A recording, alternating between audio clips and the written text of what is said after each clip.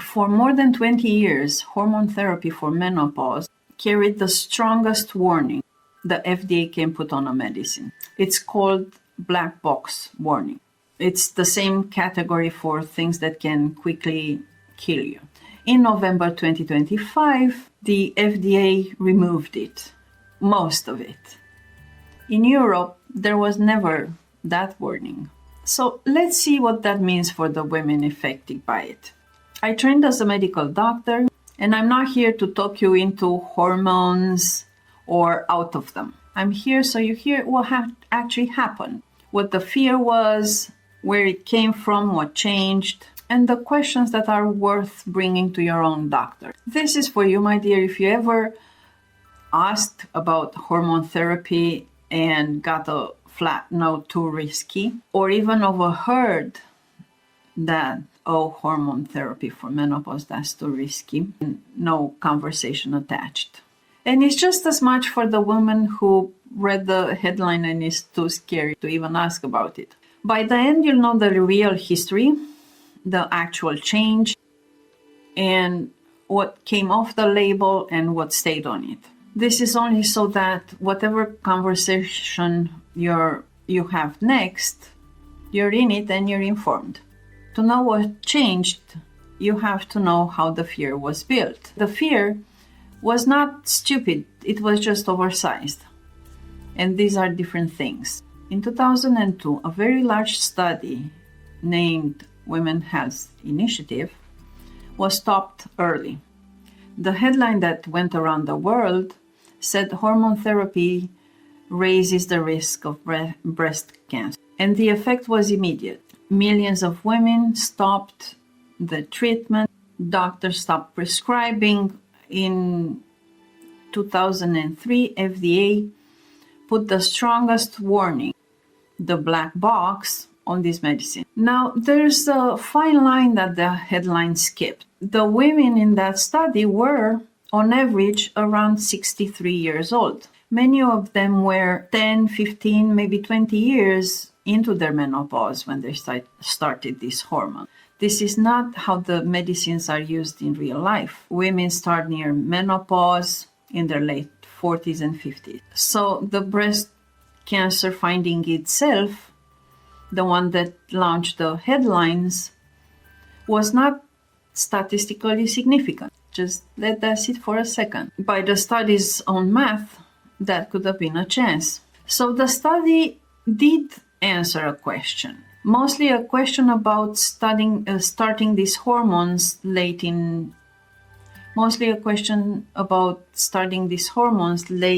in older women. But the fear created applied to every woman, every age, for 2 decades. Science did what science does, slowly. Researchers went back again and they found the timing hypothesis. Basically, when you start matters enormously. For a woman sitting near around menopause, under 60, everything looks very different from the picture of a woman starting much later. Meanwhile, one corner of the story became almost absurd. So the evidence kept being reread and the label stayed frozen for 20 years. Then in November 2025, the label was removed. So what the FDA actually changed? Here's the precise part. I'll be exact.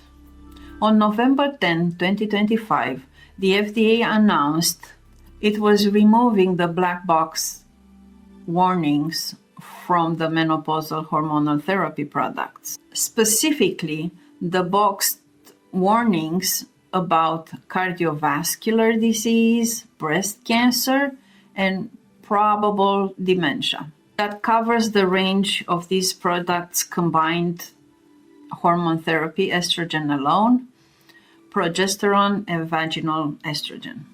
Now, just as important, here's what did not go away. The warning about endometrial cancer stayed. That risk is real. It has been known for a long time, and it's managed by adding progesterone. This is exactly the kind of thing your own doctor navigates with you. The updated guidance also points to timing. in line with everything we just talked about. Starting systemic hormonal therapy within 10 years of menopause onset or before the age of 60. So let me put the whole change in one sentence.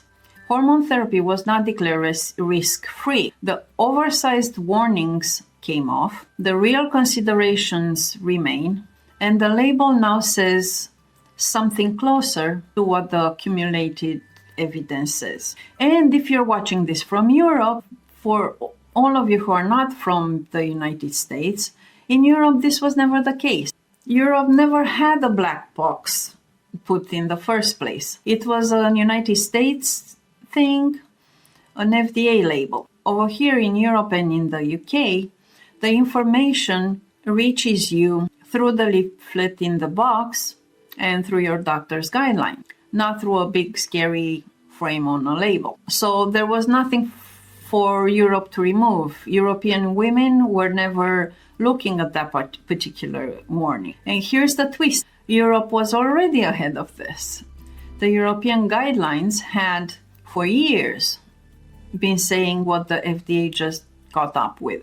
Under 60 or within 10 years since starting the menopause, for a healthy woman on well-chosen therapy, the benefits generally outweigh the risks. The European Menopause Society actually put out a statement welcoming the American decision. And I love how they say it because it's like this whole video in a breath. They call the old interpretation overly broad and misleading. So yes, the fear was oversized. And then in the very same statement, they warned against swinging the other way into hype. Their words, the goal is appropriate prescribing, not maximal prescribing. Not for everyone, not an anti-aging miracle, still a real decision. So the European authority is standing right there saying exactly what I would like you to know. The fear was too big and the excitement shouldn't be big either. You are one woman with one history and the decision is between you and your doctor. So where does the evidence stand? Both directions, plainly. Where hormone therapy has been the strongest, hot flushes and night sweats. Nothing works better. And for women whose nights and days are wrecked by these, that matters. Bone protection is well supported, and many women report relief around broken sleep, mood swings. For hormonal therapy started early, there may be possible benefits for heart and brain. Where caution remains real, a personal history of breast cancer, a history of blood clots or stroke, certain liver conditions. So for some women, the answer will still be a no. And now the part I really want you to hear, because you'll be swimming in content about this for the next year. 20 years ago, the pendulum swung to never, boom. And watch it now start swinging toward everyone. Both of these are fashion. And you're not a pendulum. You're one woman, one body, one history. You have your own body, your own history, and your answer lives in that history. And there's also not one single thing called HRT to be for or against. There are doses, patches, pills, gels, local treatments, combinations. It's a menu. It's not a yes or no question. Instead of an opinion, have these questions. 1. Given my personal and family history, am I inside the window that most likely will benefit from HRT? 2. Which of my symptoms with hormones plausibly help? And which of them would not touch? 3. If systemic therapy is not right for me, is a low-dose vaginal estrogen relevant for my situation? 4. If we start, what's the plan? And when do we reassess? The answers will be different for every woman asking this, and that's the point of this video. And check in with yourself. This one is simpler than usual. Just notice where in your body those headlines live. Is the 2002 fear? Is the 2025 excitement? Most of us inherited one without even choosing. You owe to yourself the real conversation. So that's what happened. In 2002, a warning went up. The evidence kept being reread. And in 2025, most of it came down. What any of this means to you, it's between you, your history, and your doctor. And my job here is just to make sure you know the facts and what happened. And tell me in the comments, have you heard about this change before today? Thank you for watching.